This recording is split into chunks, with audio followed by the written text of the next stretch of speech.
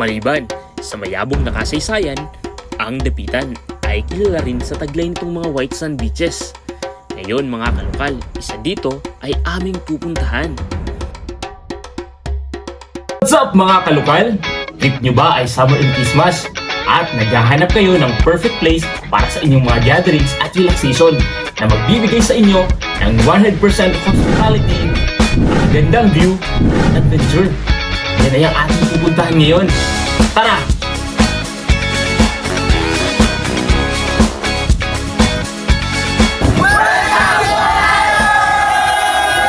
Trivia muna tayo mga kalokal.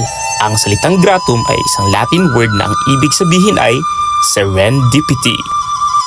Dahil sa pagdating ng may-ari dito sa Dapitan, inakala niya na ito ay hindi magandang lugar. Pero ito ay isang paraiso na nababalot ng mababait at palakaibigan ng mga tao. Sa pagdating agad namin dito sa Gratum, check-in kami sa kanilang Caverna Room, isang room na inspired sa isang kuweba. Nagkakahalaga ito ng 4,000 for 4 packs. Meron itong queen and double size beds. Meron itong air-conditioned, flat screen TV, private bathroom, free breakfast na ito at free entrance per packs. Para ka talagang natulog dito mga kalokal sa loob ng isang kuweba.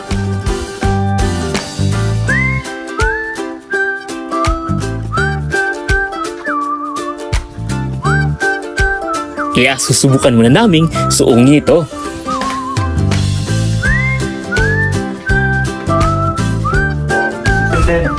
Beach resort. Shout out! Shout out. Ang Gratum Beach Resort ay nahahati sa dalawa, ang Gratum 1 at ito ay ang Gratum 2. Hindi ba kayo nagtaka mga kalokal kung bakit inspired ang room namin sa isang kuweba? Dahil ang Gratum ay may isang kuweba na matatagpuan dito sa Gratum 2 na papasukin natin.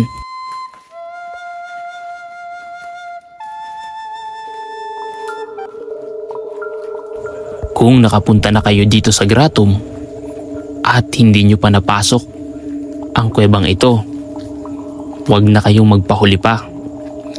Isa ito sa adventure na tiyak ay inyong kagigiliwan. Medyo madilim ang paligid dito mga kalokal, kaya kailangan nyong magdala ng flashlight o kailangan nyo mismong dalhin ang inyong mga cellphone.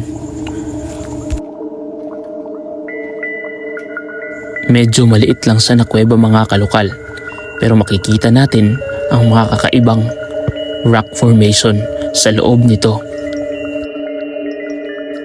Sa pagpasok namin mga kalokal sa mismong loob talaga ng kuweba, ay sobrang dilim na talaga kaya ginamit na namin ang mga flashlight sa mga mismong cellphone namin.